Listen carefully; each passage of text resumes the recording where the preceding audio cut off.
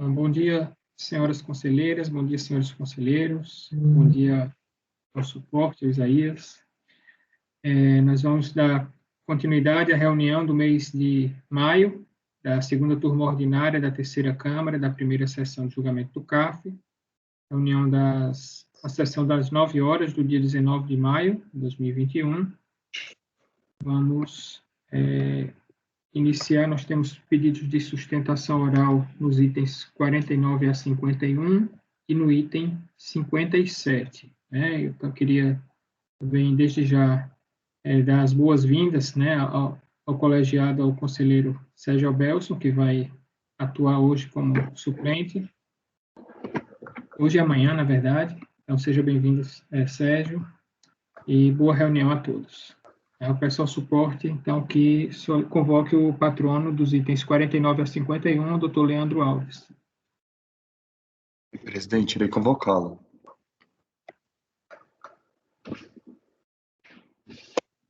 São iguais, Ricardo, esses processos? 49 a 51 da pauta. Não. Doutor Leandro, seu processo Não dá para fazer uma será sustentação agora. só, não, você acha? Vou verificar a mensagem no chat. Itens 49 a 51. Doutor Leandro, o primeiro seus processos serão julgados agora. Por favor, verificar a mensagem no chat. Agora, eu não me lembro dos detalhes. Convocado, presidente. Obrigado, Zé.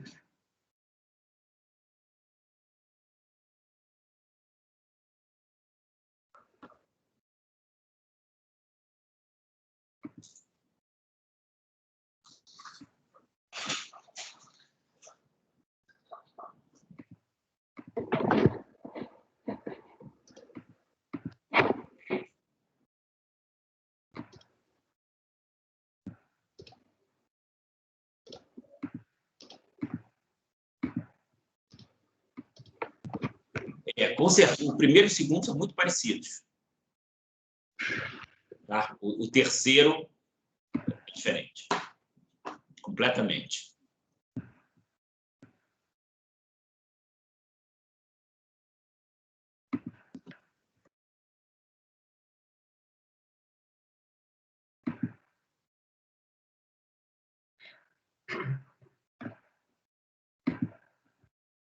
Ô, Ricardo, mas começamos aqui pela ordem, né? 49, 50, 51. Não tem. Sim. O patrono entrou, mas saiu.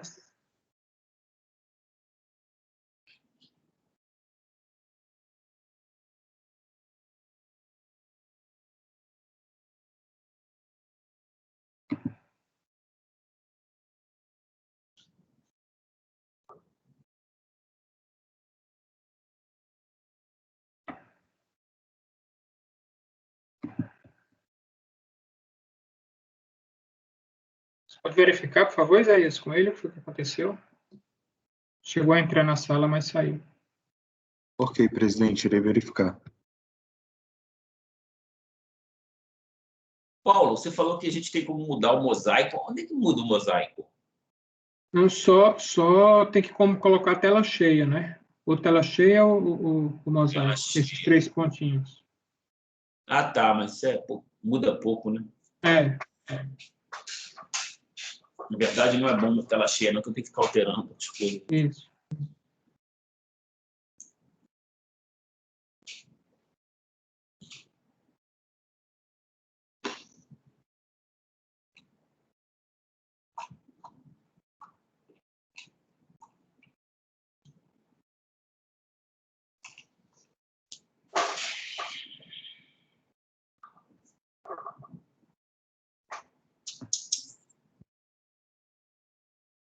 Eu não sei por que aparece para mim, para autorizar as pessoas a entrar. Agora Apareceu. apareceu. Pois é. Você é a única que não é convidada, Fabiana. Pois é, que estranho. Você Eu é a acho que dona é minha da festa. vocação para anfitriã. Você é a nossa anfitriã, Fabiana. Isso. Bom dia, doutor Leandro. Olá, bom dia. Bom dia.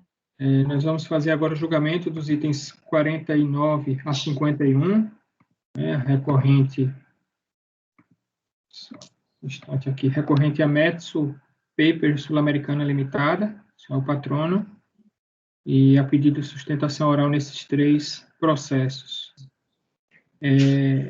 Pelo que eu ouvi do relator, os itens 49 e 50 parece que são bem semelhantes. Não sei se seria necessário fazer 2 sustentações orais ou se poderia ser feita uma sustentação oral só. E aí eu pergunto também em relação ao item 51. O que o senhor está pensando? Penso que uma sustentação só. Para todos, é isso? Sim. Tudo bem. Então, a gente julga o item 49, o senhor faz a sustentação. Se eventualmente necessitar algum outro esclarecimento, aí o senhor faz, ok? Então, peço só que desligue o microfone enquanto o relator vai ler o relatório, e aí depois eu passo a palavra ao senhor. Tá? Ok. Apenas para confirmar, uma sustentação só para os 3 casos.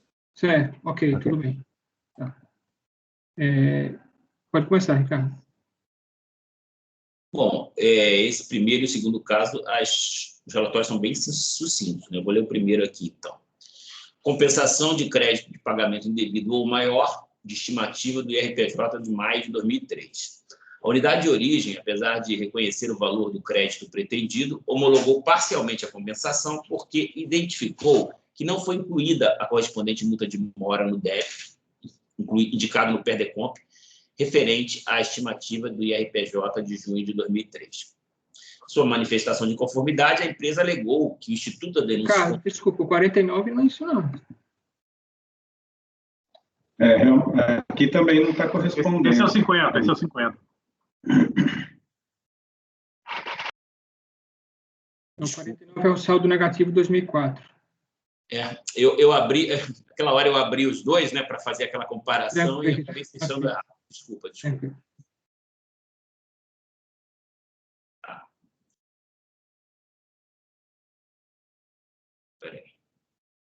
aí.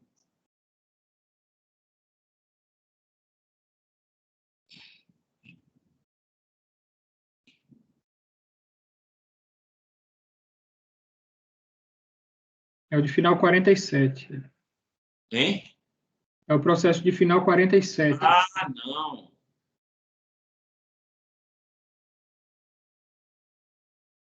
Ah, não. Então, olha só. Tá tá aparecendo em ordem diferente aqui. Então, o mais complicado é esse primeiro, 47. Os outros dois são mais simples. Tá? Quer fazer na ordem da pauta, pode ser? Vamos fazer na ordem da pauta, então. Ok. Então, esse de final 47 é o primeiro. Tá. É o compensações de crédito de saldo negativo, né? É porque eu indiquei para a pauta na ordem que eu tenho aqui, aí acho que a pauta foi invertida, por isso que eu estou confundindo aqui, mas tudo bem. Compensações de crédito de saldo negativo do ano de 2004. IRPJ.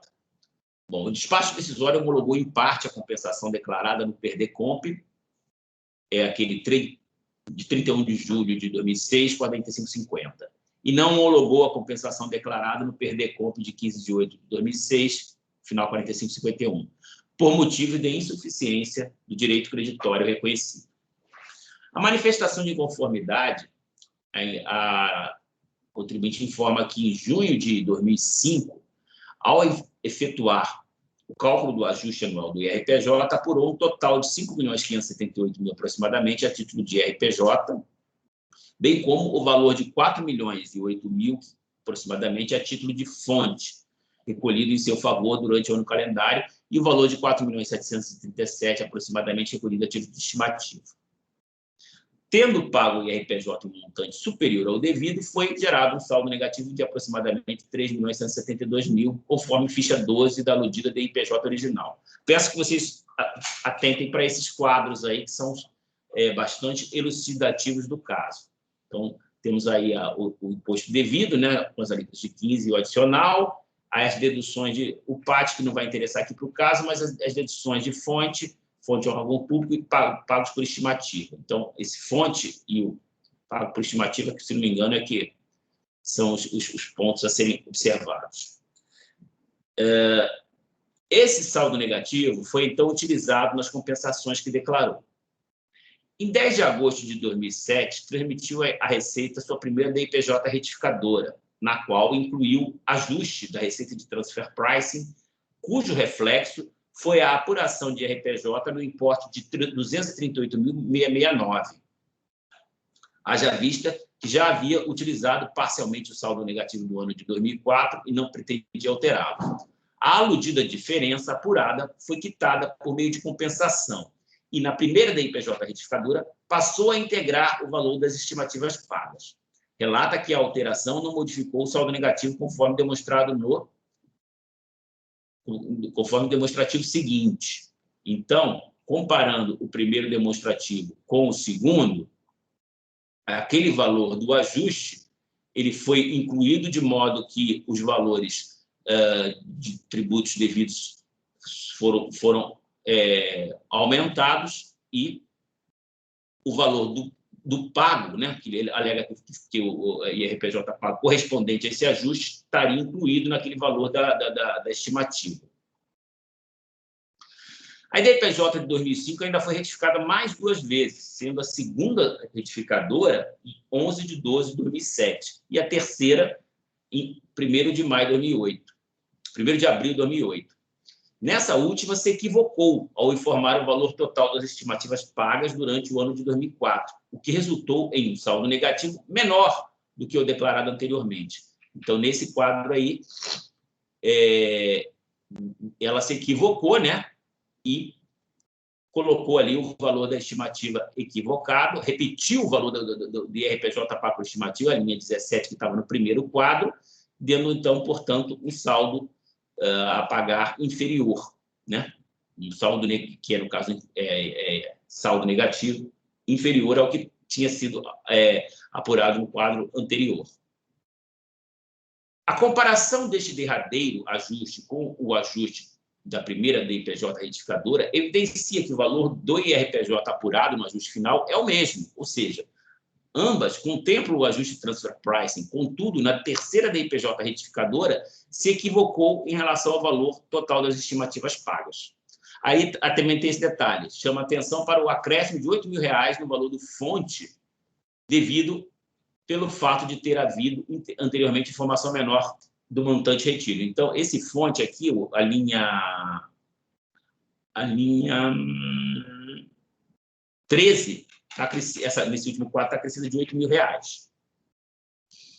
Bom, argumenta que o equívoco cometido não tem o condão de invalidar seu crédito e que o saldo negativo passivo de restituição compensação é de 372, conforme declarado lá na primeira e segunda DIPJ retificadoras, acrescido dos 8.000, totalizando o que ele entende ser 380.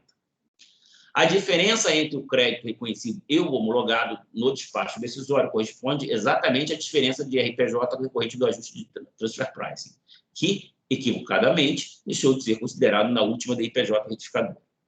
Afora os equívocos cometidos no preenchimento da terceira DIPJ retificadora, destaca outros equívocos que cometeu quando do preenchimento do PERDECOMP, dos PERDECOMP, nos quais o saldo negativo foi utilizado, que de forma alguma podem fundamentar a não homologação das compensações declaradas. Discorre sobre equívocos cometidos no preenchimento do PERDECOMP e arremata argumentando. Com o devido respeito, não se pode, em hipótese alguma, admitir a não homologação das compensações em questão, quando o valor do crédito pleiteado está plenamente evidenciado e comprovado pela simples existência de erros formais no cumprimento de obrigações acessórias. Bom, a DRJ considerou improcedente a manifestação, alegando que não merece reforma do despacho decisório, que reconhece direito creditório no exato valor do saldo negativo apurado na DIPJ e informado no PERDECOMP, ambos ativos. A DRJ é competente para apreciar a inconformidade contra a não homologação da compensação nos termos que foi submetida ao crivo da administração. Falece-lhe competência para apreciar a nova mensuração do saldo negativo, que sequer se encontra declarada em DIPJ, com vistas a reconhecimento do direito creditório, até pela incompetência das DRJ em apreciar e homologar originariamente a nova compensação pretendida.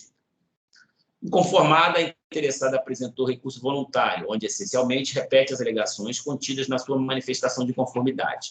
Acrescenta, no entanto, uma preliminar de nulidade contra a decisão recorrida por entender que esta se omitiu sobre as circunstâncias fáticas e jurídicas aduzidas na manifestação de inconformidade, bem como reformula e reforça seus argumentos em prol da prevalência da verdade material. É o relatório. Obrigado, Fuleiro. Doutor Leandro, então, o senhor tem a palavra por até 15 minutos. Bom dia, senhor presidente, demais jogadores.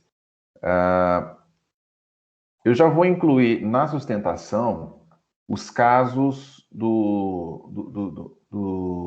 PAFs numeração final 2008, 2008-7, 2008-11, que são os casos que tratam da denúncia espontânea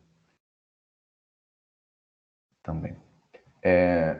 Os objetos desses casos sob julgamento, os itens 49, 50 e 51, são especificamente o seguinte: os PAFs com numeração final 2008-7 e 2008-11, eles cuidam da aplicação do Instituto da Denúncia Espontânea no caso de compensação tributária.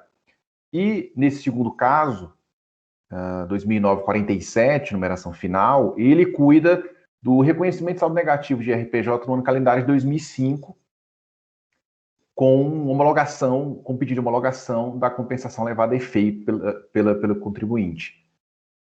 Nesse primeiro caso, da denúncia espontânea, o acórdão recorrido, da DRJ, ele homologou apenas parcialmente os perdicontos relacionados, sob o argumento de que o débito a ser compensado ele não estaria albergado pela denúncia espontânea e devendo ser acrescido da multa moratória, e razão pela qual o crédito foi declarado insuficiente para a compensação pretendida pelo contribuinte. Nesse segundo caso, a DRJ julgou improcedente a manifestação de inconformidade e alegou que o despacho decisório, e no despacho decisório reconheceu exatamente que os créditos teriam sido declarados na DIPJ e nos perdicompos especificados, e que a DRJ não teria competência funcional para reexaminar a situação fática e emitir novo despacho decisório quanto ao valor do crédito que foi majorado. E assim manteve a decisão recorrida, que homologou apenas parcialmente o primeiro perdicomp e não homologou o segundo, sob a mesma justificativa de que o crédito seria insuficiente para as compensações pretendidas. Então, nesse primeiro caso, da denúncia espontânea, é um assunto já conhecido. Há uma controvérsia em torno da aplicação do benefício da denúncia espontânea nessas hipóteses, e nós reafirmamos que, observando o cerne dessa controvérsia, há julgamentos, há precedentes no CARF que defendem que o pagamento via compensação seja admitido para fins de aplicação dos benefícios da denúncia espontânea e se afaste a cobrança da multa moratória. Essa matéria eu vou deixar de aprofundar em razão do notório conhecimento dela, e vou aprofundar só no segundo caso mais complexo.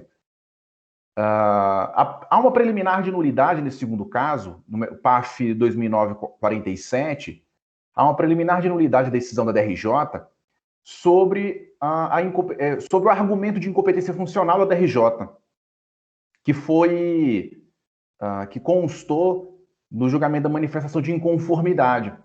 A autoridade julgadora desconsiderou as circunstâncias fáticas e jurídicas dos casos e não apresentou qualquer fundamentação que fosse suficiente para manter o seu posicionamento.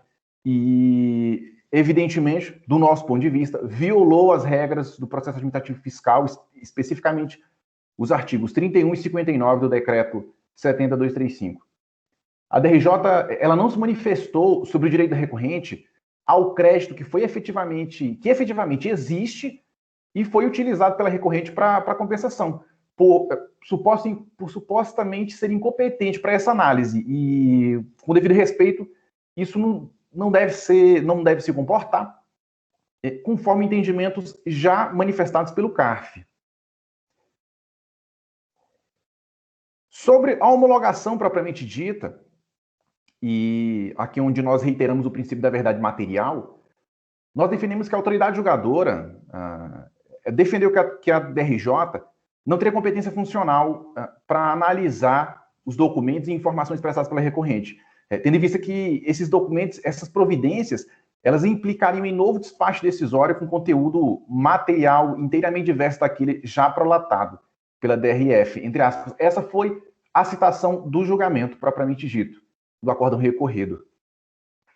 Essa alegação, nosso ponto de vista, ela não subsiste a uma análise mais profunda e ainda viola a razoabilidade. A administração, ela deve primar pela aplicação dos fatos sobre a forma, e a recorrente, no caso, ela apurou efetivamente um saldo negativo de RPJ no valor de R$ 3.180.009,79, conforme a farta documentação anexada aos autos. E não há motivo para que esse direito de compensação lhe seja negado, especialmente atenção ao princípio da verdade material. É importante destacar que a própria DRJ reconheceu que a recorrente preencheu os perdicontos de que trata os autos e pediu a compensação de um crédito no valor de R$ 3.172.009,79. Esse crédito, nós especificamos, ele é suficiente e disponível para a compensação que é pretendida. E nós passamos a especificar algumas datas que são importantes, alguns fatos ocorridos, que ajudam a esclarecer melhor a situação. Em junho de 2015, ao efetuar o cálculo do reajuste anual do IRPJ, a recorrente apurou um valor devido de R$ 5.578.149,95 a título de IRPJ. Isso está claro na ficha 12 da DIPJ de 2005 e é o DOC número 5 da manifestação de inconformidade. E também apurou o valor de R$ 4.008.511,27 a título de imposto de renda retido na fonte recolhido em seu favor durante o ano calendário, todo o ano calendário de 2004. E também apurou o valor de R$ 4.737.249,38, que foi recolhido a título de estimativa de RPJ. E conforme se infere do somatório das parcelas constantes das fichas 11 e 12 da DIPJ do ano de 2005, que é o DOC número 5 da manifestação de inconformidade, reitero, e dos DARFs constantes do DOC número 6 da manifestação de inconformidade, gerando com isso um saldo negativo de RPJ no valor de R$ 3.172.009,79. Posteriormente, em 10 de agosto de 2007, a recorrente transmitiu à Receita Federal a DIPJ de 2005, referente ao ano calendário de 2004. E essa DIPJ ela foi retificada, está no DOC número 7 da manifestação de conformidade, e se incluiu um ajuste de receita de transfer pricing no valor de R$ 954.677,79, cujo reflexo ele foi a apuração de um saldo negativo de R$ 238.669,45 de RPJ a pagar, visto que a recorrente já tinha utilizado parcialmente o saldo negativo de 2005 e não pretendia alterá-lo. A diferença de RPJ referida, no valor de R$ 238.669,45, ela foi quitada por meio de perdicomp, que consta do DOC número 8 da manifestação de conformidade, e na DIPJ de 2005 retificadora, que é o DOC número 7 da manifestação. E passou a integrar, assim, o valor total das estimativas já pagas. Acontece que a DIPJ de 2005 ainda foi retificada mais 2 vezes posteriormente. Em dezembro de 2007, DOC número 9 da manifestação de conformidade, e em abril de 2008, DOC número 10 da manifestação de conformidade. E nessa última retificadora, a recorrente se equivocou a informar o saldo do valor do total das estimativas pagas durante o ano calendário de 2004. E o que resultou em um saldo negativo de RPJ menor do que o declarado anteriormente. E como se constata dos autos, a primeira DIPJ de 2005, a primeira DIPJ de 2005 retificadora, ela comprova nas próprias DIPJs o valor do IRPJ apurado no ajuste anual, que consta na ficha 12. E é o mesmo declarado corretamente anteriormente. Ou seja, tanto na primeira DIPJ quanto nas seguintes retificadoras, se verifica que os ajustes contemplaram o transfer pricing, mas, contudo, na terceira e última retificadora, que consta do documento número 10 da manifestação, a recorrente se equivocou em relação ao total das estimativas pagas. Então, nessa terceira retificadora, houve um acréscimo de R$ 8.000 no valor de imposto de renda retido na fonte, pois o valor total dessas retenções ele tinha sido informado a menor anteriormente. Assim, verificado o equívoco cometido pela recorrente, se pode concluir que o saldo negativo de RPJ de 2005, passível de restituição ou compensação pela recorrente, é de R$ 3.172.009,79, conforme declarado corretamente na primeira e segunda RPJ retificadoras, afastando-se a terceira retificação, acrescido dos R$ 8.000, o que totaliza um crédito no valor de R$ 3.180.009,79. E, além desses equívocos que acabei de demonstrar, a recorrente ela destaca outros equívocos que por ela foram cometidos no preenchimento dos perdicompos, nos quais o saldo negativo de 2005 ele foi utilizado, na forma que podem fundamentar a não homologação das compensações declaradas. Em 28 de fevereiro de 2005, a recorrente transmitiu à Receita Federal o perdicomp que consta do documento número 11 da manifestação de conformidade e deu início à utilização do saldo negativo de 2005 para compensação de seus débitos tributários federais. Nesse perdicomp, a recorrente informou que o saldo negativo de 2005 ele teria o valor de R$ 2.902.643,79. Esse saldo ele foi utilizado por um período por diversas compensações, até que a recorrente constatou que o valor do saldo negativo de 2005 informado no perdicomp estava equivocado. Então, em 31 de julho de 2006, a recorrente transmitiu à Receita Federal um perdicomp da DOC número 12 da manifestação, e a fim de retificar o valor do saldo negativo informado anteriormente, e tendo a recorrente registrado o valor de R$ 3.172.009,79 a título do saldo negativo de 2005, tal como informado nas DIPJs original, primeira e segunda retificadoras, que são os DOCs 5, 7 e 9 da manifestação.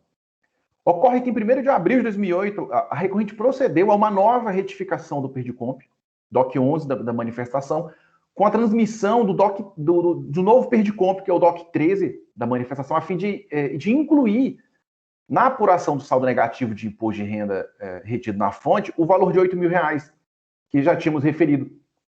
E nessa oportunidade, por equívoco, deixou de considerar a estimativa de RPJ recolhida em decorrência do ajuste de transfer pricing no valor de R$ 238.669,45.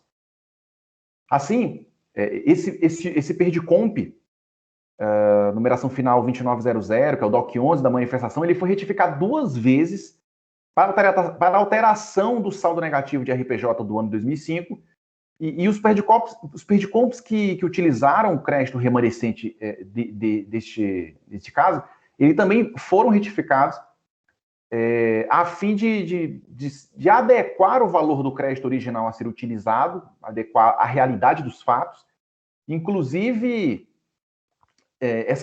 com homologações de compensação que nós agora defendemos.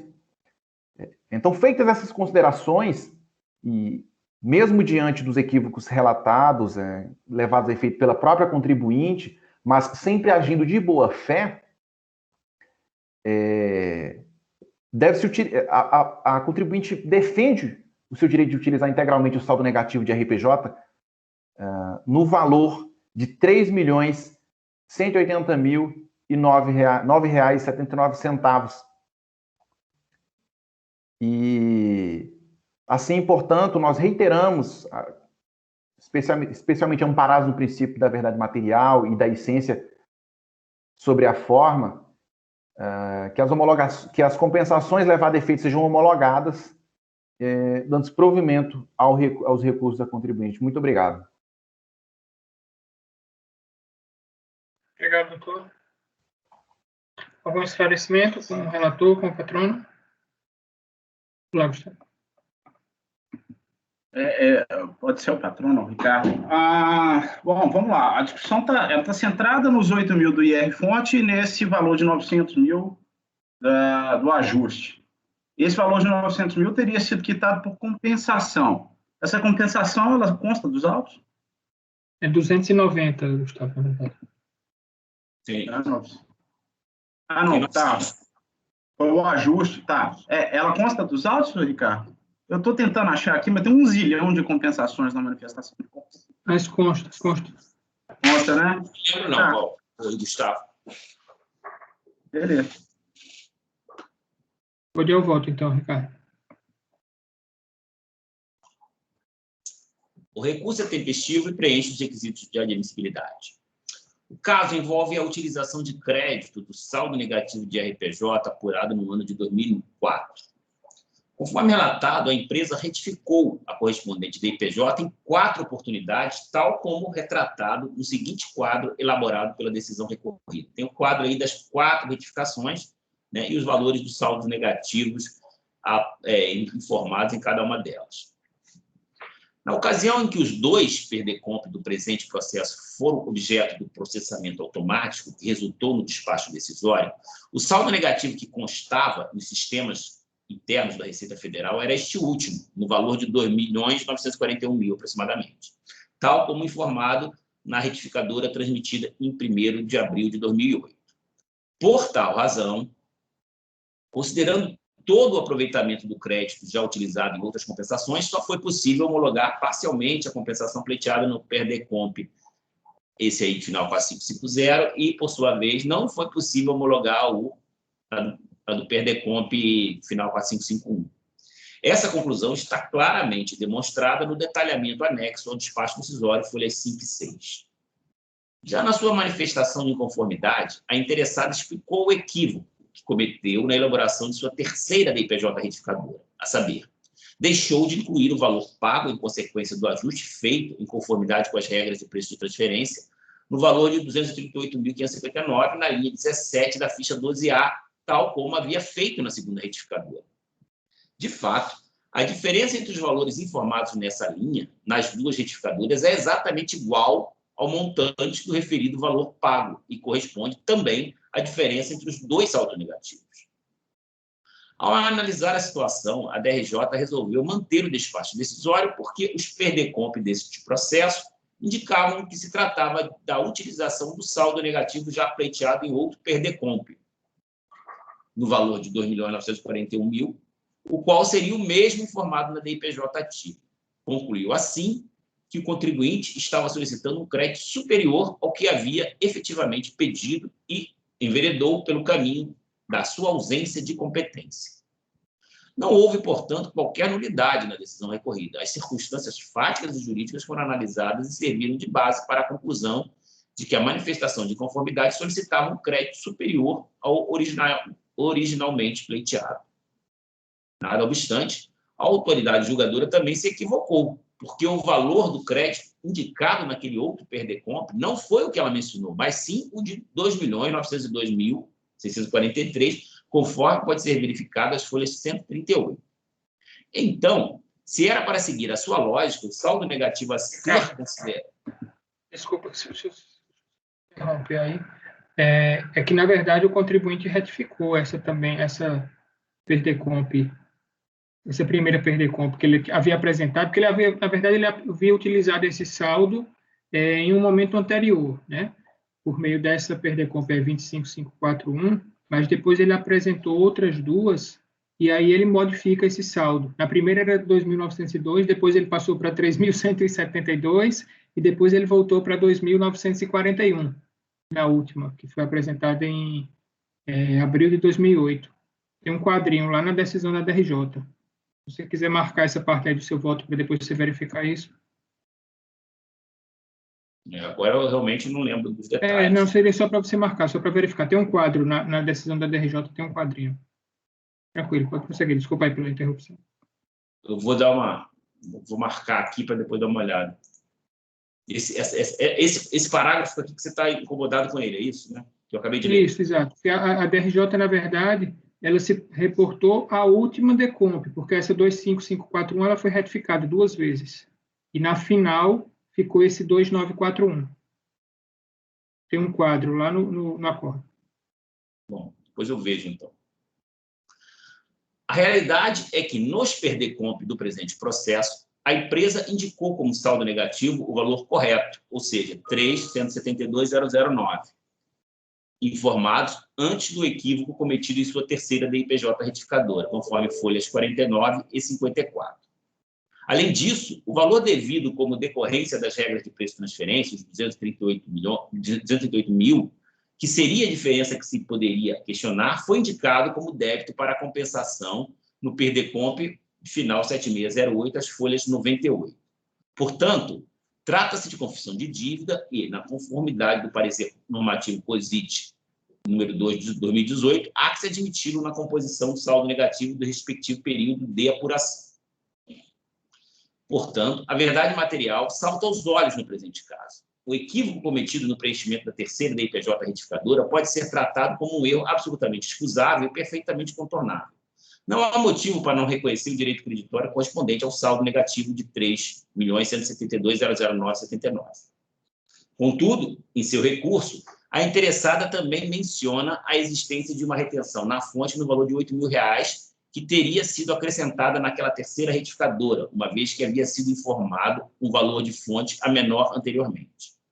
Com esse acréscimo, o saldo negativo totalizaria 3.180.009. Com toda a vênia, para além de não se ter notícia de sua confirmação pela unidade de origem, tal acréscimo, sim, configuraria um pedido superior ao que havia sido solicitado nos PERDECOMP do presente processo.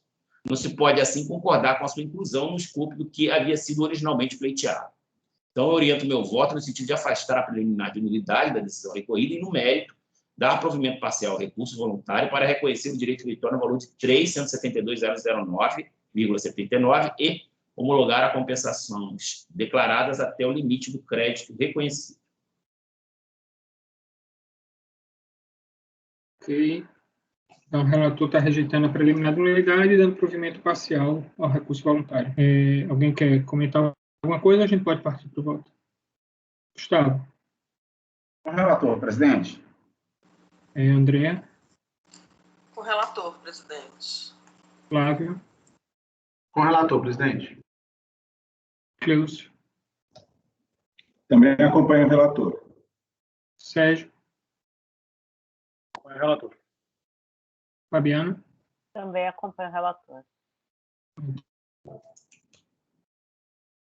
Também a unanimidade de votos, rejeitar a preliminar de nulidade e dar provimento voluntário, os termos do relatório e voto do relator. A gente pode partir ao item 50 da mesma recorrente. Paulo, eu anotei aqui, tá? Se tiver alguma alteração, Ok, tranquilo. corrige só nessa...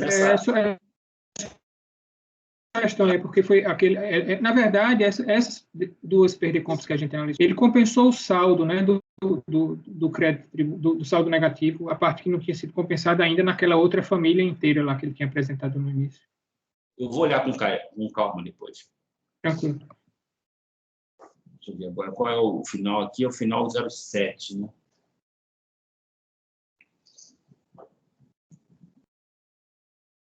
Bom, então agora é uma compensação de crédito de pagamento indevido ou a maior estimativa do IRPJ de maio de 2003.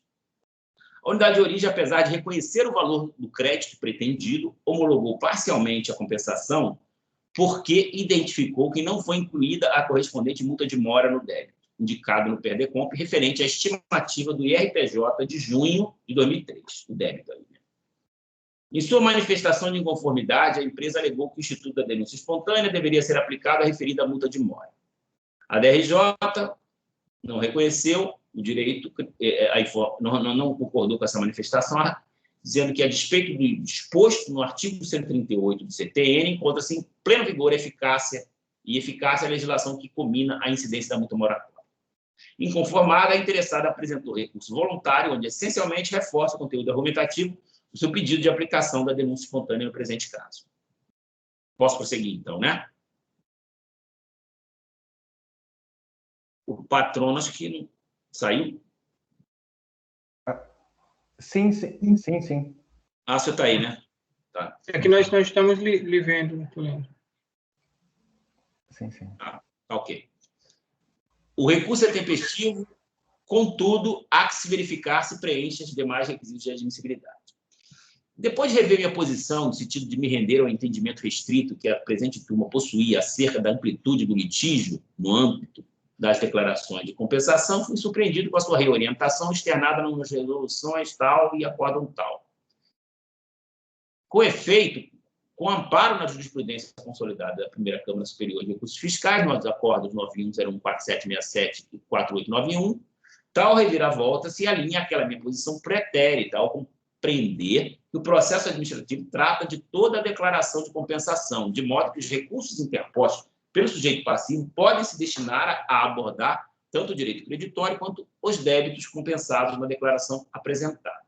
Por isso, apesar de nada haver contra o crédito reconhecido, que foi em sua totalidade, mas tão somente contra o quanto do débito compensado, trata-se de quadrar o caso na nova orientação e conhecer do recurso apresentado. Pelo que se depreende do recurso, a interessada pretende que o Instituto da Denúncia Espontânea seja empregado para o caso da multa de mora aplicada sobre o débito da estimativa do IRPJ de junho de 2003, indicado para compensação.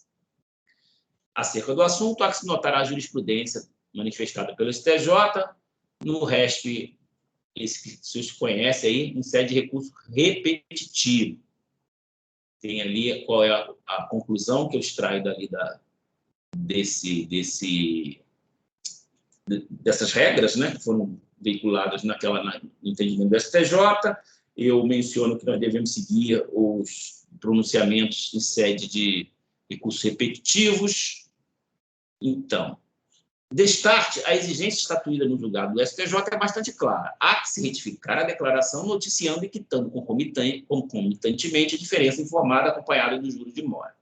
É lógico que esse entendimento pressupõe que a obrigação tributária originalmente declarada estava aquém do valor efetivamente devido. Por isso, quando o contribuinte espontaneamente declara, noticia e quita essa diferença, até então não conhecida pelo fisco, passa a preencher os requisitos para o benefício do Instituto.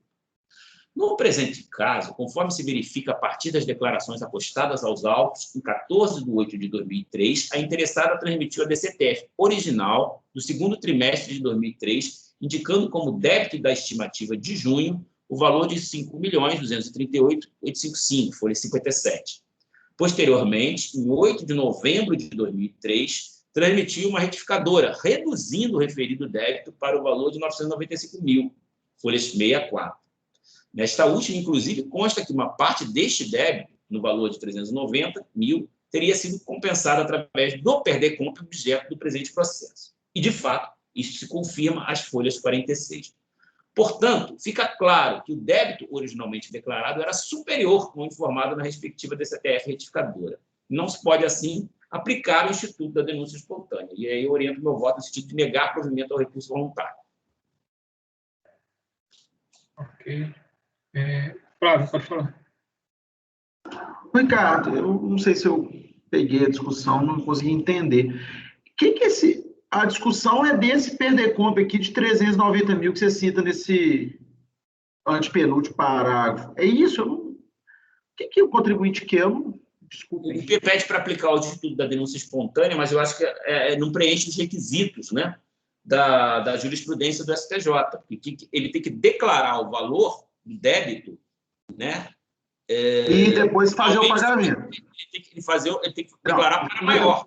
E aqui, no caso, pelo contrário, ele declara depois... É menor, né? Eu acho que não é aqui, porque quando você começou a relatar, eu tinha achado que aqui era aquela discussão de compensação, poder se utilizar de compensação para efeito de denúncia espontânea, mas não é isso, né? Não é essa. Não.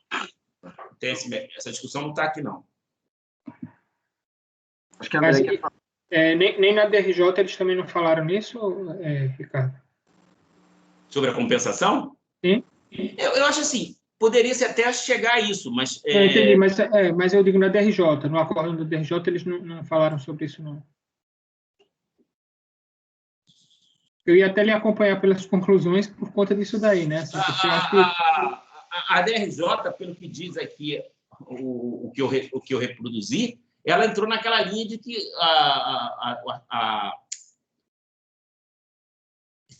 multa de mora deve se aplicar a despeito do artigo 138 CTN, que trata da denúncia espontânea. Então, a DRJ entrou na linha de que não se pode aplicar denúncia espontânea para multa moratória, mas a gente está vinculado à decisão do STJ, né? Tranquilo. Bom, eu estou lendo aqui, eu realmente... Ok, tranquilo. André, você quer falar? Levantar a mão, depois baixou. Não, é que eu ia comentar exatamente essa questão. Se não era questão de homologação e pagamento, compensação e pagamento, se tinha essa discussão. Mas já... Eu acho que a DRJ parou antes, né? Na verdade, ela nem eu não fui à frente, porque, para mim, também, o primeiro ponto tem que ser uma declaração para cima, né? Tranquilo. Beleza. Gustavo. É isso. Como o Ricardo não discutiu essa questão, a gente não precisa polemizar aqui, não. Eu acompanho o relator sem fazer qualquer ressalva. Ok. André? Com o relator, presidente. Flávio? Com o relator, presidente. Cleilson? Também acompanho o relator. Sérgio? Eu ia perguntar sobre essa reviravolta na posição da turma aí, que eu não sei como se deu, mas eu sei qual é a jurisprudência da Câmara Superior, mas eu ainda não analisei esses acordos que foram citados aqui, a qual da resolução. Por enquanto, eu mantenho a posição anterior.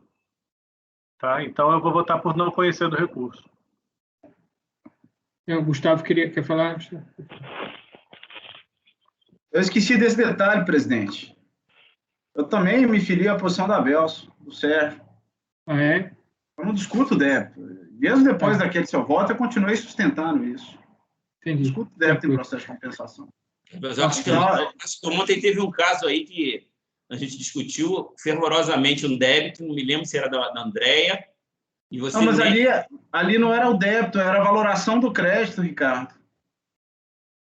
É diferente, cara. Mas eu acho que era mais ou menos por aí. Não vou polemizar, não, mas... Não, é porque lá estava discutindo se o crédito podia ser valorizado pela Selic. E aí matava o débito. Aí são outros 500. O que eu não admito é discutir. Cara, você pediu X, eu estou te dando X. Não tem mais o que discutir. Ah, não, porque o débito está errado. Eu acho que tem um rito próprio de revisão de débito, na necessidade do CARF também. Eu vou fazer o seguinte, eu vou votar só pelas conclusões, só por conta disso, presidente. Aí eu não vai. Vai pelas conclusões. Só esclarecendo aí para o Sérgio, é que ele falou da reviravolta, porque assim, a turma tinha a posição de que não se discutia débito, apenas crédito, né? E aí, a partir da posição da Câmara Superior, e o Ricardo, a princípio, quando ele ingressou no colegiado, ele entendia que discutia tudo, mas aí ele se curvou a nossa posição, de que era apenas o crédito. E aí, a partir da posição da Câmara Superior, o colegiado mudou de entendimento e passou a entender que se discutia também o crédito, né? Principalmente a partir desses votos aí que o Ricardo menciona, houve um voto da conselheira Deli e um da conselheira Lívia, lá na Câmara Superior, né, que foi o que fundamentou a mudança do entendimento do colegiado. Eu conheço esses votos, mas assim, eu só queria... minha dúvida só é se havia alguma vinculação. Por enquanto, ainda não. Né? Tá bom. Entendimento mesmo. Fabiana. Eu acompanho o relator. Ok, eu também acompanho o relator. Então, por maioria de votos, negar provimento ao recurso voluntário, nos termos do relatório e voto do relator, vencido o conselheiro Sérgio Abelson, que não conhecia. Gustavo votou pelas conclusões do relator. O 51 é a mesma coisa, Ricardo? É o mesmo tema, só que na questão fática tem umas complicações, porque acho que são 3 débitos. Mas vou tentar resumir bem aqui. Tranquilo. O meu voto é basicamente a mesma situação, né? Nós temos aí, então, agora, o crédito CSL mais de 2003, mas foi reconhecido, né? O que se discute, então, é a mesma a questão da denúncia espontânea aplicada aos débitos, e aqui são 3. Junho, julho e agosto de 2003 também, da mesma CSLL, ok? A DRJ foi pela mesma linha, contribuinte, né? Reforça a argumentação na denúncia espontânea, eu faço aquele preâmbulo para apresentar, para conhecer do recurso, né? Trago o voto da DSTJ, faço as mesmas considerações, e aqui no final eu falo o seguinte, lá já no final do meu voto. No presente caso, conforme se verifica a partir das declarações apostadas aos autos, em 14 de agosto de 2003, a interessada transmitiu a DCTF original do segundo trimestre de 2003, incluindo como débito da estimativa de junho o valor de R$ 1.925.000, aproximadamente, folhas 61. Em conformidade com o esclarecimento contido na manifestação da inconformidade, este débito foi posteriormente retificado pela DCTF transmitida em 3/11/2003 para o valor de R$ 491.000, folha 56. Nesta última, inclusive, consta que uma parte deste débito, no valor de R$ 153.000, teria sido compensada através do perder-conta objeto do presente processo, e, de fato, isso se confirma as folhas 09. Depois, em 14/11/2003, a interessada transmitiu a DCTF original do terceiro trimestre de 2003, indicando como débitos das estimativas de julho e agosto, respectivamente, os valores de R$ 248.000, R$ 315.000, folhas 65 e 66. Não há notícia de retificadora para esta declaração. Ademais, nela consta que a totalidade do débito de julho e parte do débito de agosto, no valor de R$ 61.000, aproximadamente, teriam sido compensados através do perder-conta objeto do presente processo. E, de fato, se confirma as folhas 9. Portanto, fica claro que o débito de junho, originalmente declarado, era superior ao informado na respectiva DCTF retificadora, e que os débitos de julho e agosto já foram corretamente declarados na DCTF original. Não se pode, assim, aplicar o Instituto da Denúncia Espontânea. Eu também, novamente, oriento meu voto no sentido de negar provimento ao recurso voluntário. Ok. Posso replicar, então, o resultado do item 50, que não há diferenças substanciais. Então, acordo nos membros colegiados, por maioria de votos, negar provimento ao recurso voluntário, nos termos do relatório e voto do relator, vencido o conselheiro Sérgio Abelso, que não conhecia do recurso voluntário. O conselheiro Gustavo votou pelas conclusões do relator. Ok, doutor Leandro? Ok, muito obrigado. Obrigado, senhor. Até mais. Bom dia. Bom dia. Nós temos pedido de sustentação oral também no item 57. Eu peço ao suporte que convoque o doutor Alberto Coge. Pode retirar Ok, também, presidente, doutor irei Leandro. convocá-lo. Paulo, vou me ausentar 2 minutos só enquanto ele entra aqui, tá? Mas é 2 minutos. Tranquilo. Item 57 da pauta. Doutor Alberto, seu processo será julgado agora. Por favor, verificar a mensagem no chat. Patrono convocado, presidente. Obrigado, Zé.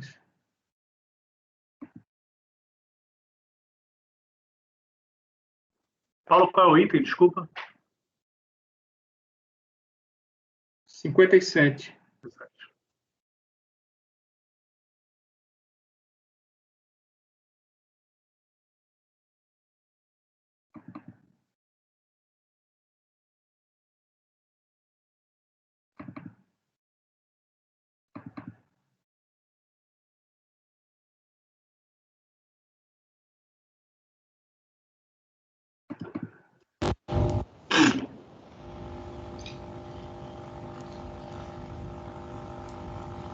Olá, Bom dia, doutor Alberto. tudo bem? Tudo bom? Joia. Nós vamos fazer o julgamento agora do item 57 da pauta, a corrente Hipercar de cartão, Hipercar da administradora, né, foi incorporada pela Hipercar de Banco Múltiplo S.A.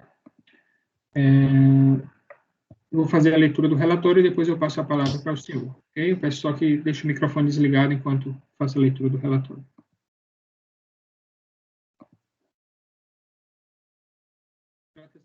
voluntário, decisão da DRJ que julgou procedente em parte a impugnação apresentada pelo sujeito passivo. O presente processo se originou de auto de infração para exigência de IRRF, Código de Receita 3426, referente ao segundo trimestre do ano calendário 2002, no valor de R$ 46.217. Conforme a descrição contida no próprio auto de infração, o lançamento decorre da não homologação da compensação do referido débito, formulado por meio da declaração de compensação apresentada em 18 de fevereiro de 2003.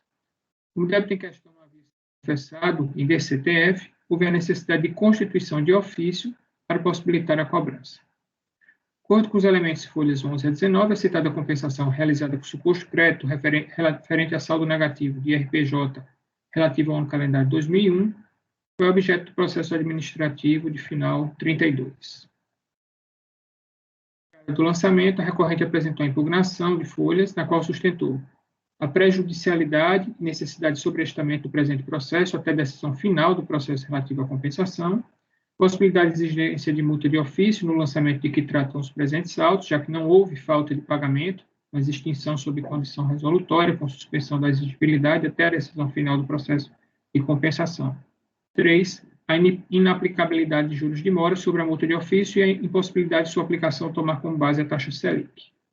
Por meio do despacho de folha 129, houve a juntada por apensação dos presentes autos ao processo administrativo final 32, que é justamente o da não homologação, com a posterior disjuntada para possibilitar o julgamento da impugnação aqui apresentada.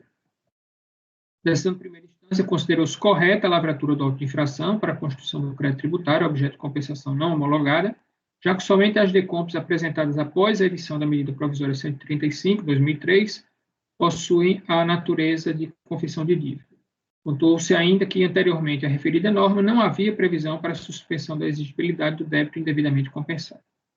Entendeu-se, contudo, que a multa de ofício imposta no lançamento deveria ser exonerada por conta da nova redação conferida ao artigo 90 da medida provisória 2158/35 de 2001, aplicável em decorrência do princípio da retroatividade prevista no artigo 106, inciso 2, a linha C do CTN.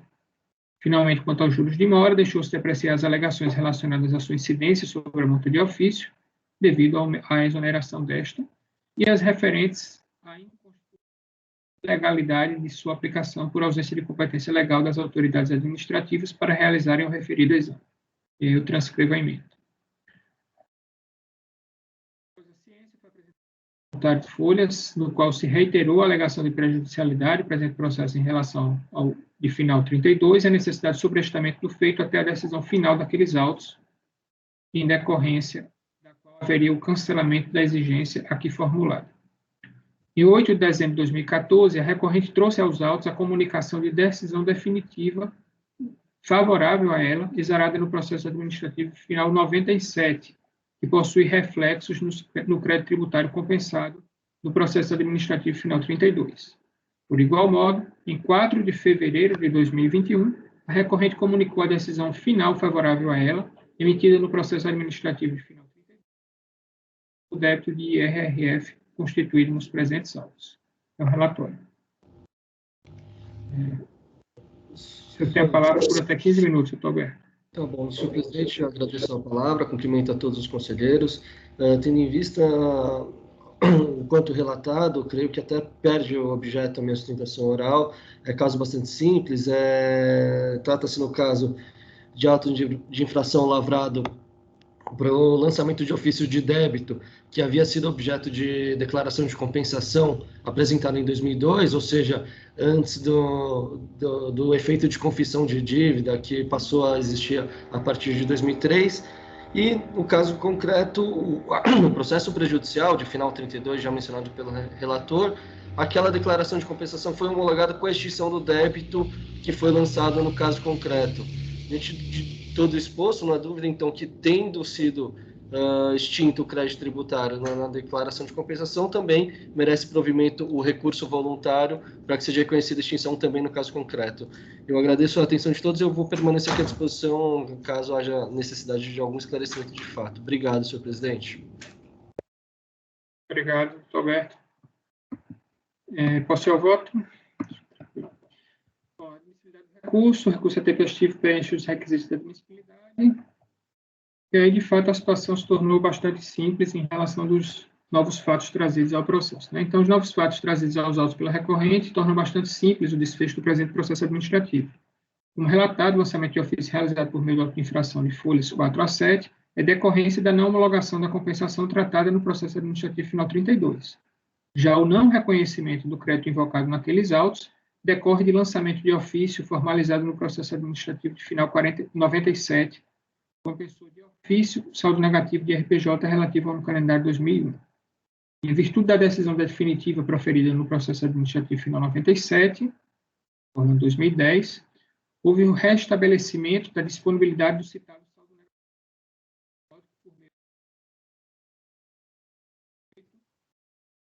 negativo.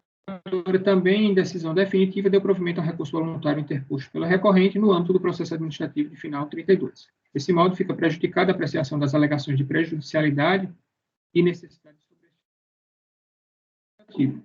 Por outro lado, em decorrência da decisão proferida no processo administrativo final 32, foram homologadas as compensações realizadas naqueles autos, incluindo a relativa ao débito de IRRF, referente a junho de 2002, Código de Receita 3426, do valor de R$ 46.217, conforme se observa no extrato constante à folha. O fato leva necessariamente ao cancelamento do auto de infração tratado no presente processo para a constituição do referido crédito tributário. O crédito foi extinto por compensação, não pode ser novamente exigido por meio do lançamento de ofício, pois isto implicaria a duplicidade de cobrança. Suposto fato por dar provimento ao recurso voluntário, cancelamento do crédito tributário constituído por meio do lançamento de ofício tratado no presente processo administrativo. Ricardo? Acompanho. Gustavo? Relator. Andréa? Com o relator. Presidente, em alguns momentos o seu relato ficou mudo para mim, mas deu para acompanhar. Ah, foi? É estranho. Flávia? Com o relator, presidente. Sérgio? Relator. Fabiano? Acompanha o relator. Ok, então acordam os membros do colegiado. Desculpa, Cleuso, desculpa, Cleuso, eu ler você. Esqueceu o Cleuso. Cleuso, pode falar, desculpa. Eu também não ouvi boa parte a sua leitura. Tive que acompanhar aqui pelo texto. Não sei se é um problema com o seu áudio, mas acompanho. Para mim também falhou aqui várias vezes. Uhum. Se acontecer isso, podem falar, tá? Para eu tentar corrigir ou voltar. A gente está lendo aqui, né? Mas ficou compreensível, Paulo. Assim, falhou, mas acho que acredito que o doutor entendeu. Tá tranquilo. Tranquilo. Escrito, Cleuso, mas eu pulei você. Pode. Faltou você votar, né? Ou não? Eu já votei. Como se eu voto? Falhou meu som? Falhou o meu? Você... Eu tinha pulado o seu voto, eu acho. Acompanho. Ok, tranquilo. Então, acordam os membros do colegiado por unanimidade de votos em dar provimento ao recurso voluntário nos termos do relatório e voto do relator. Tinha, mas eu falei mesmo. Ok. Obrigado, doutor Alberto. Obrigado. Tenham um bom dia a todos. Bom, encerramos as sustentações orais da manhã. Vamos voltar ao início da pauta. Querem fazer um intervalo? A gente pode conseguir? Intervalo 5 minutinhos? 2 minutinhos? Tá. Pedir ao seu apoio para interromper a gravação.